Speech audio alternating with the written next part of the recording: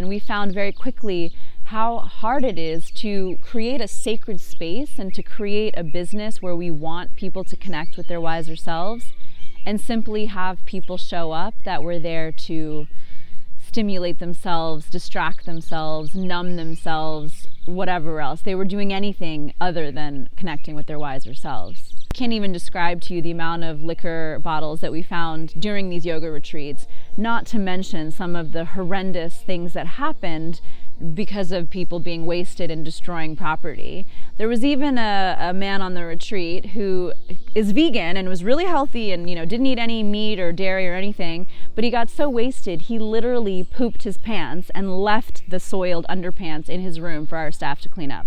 We also had a guest that vomited so much that our toilets were clogged. So this isn't just, it was bad.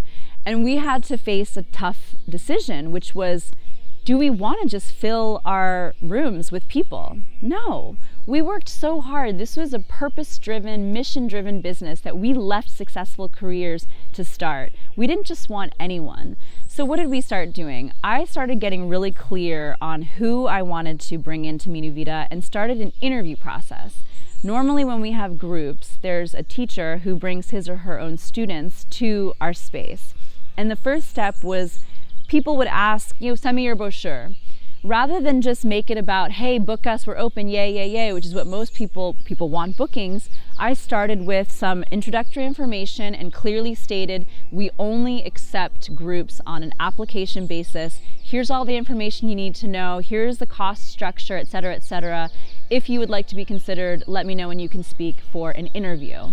What we're creating and what we're building is so much more than just a vacation. This is education, this is connection, this is an opportunity to deep dive within in a way where you're supported and you're cared for.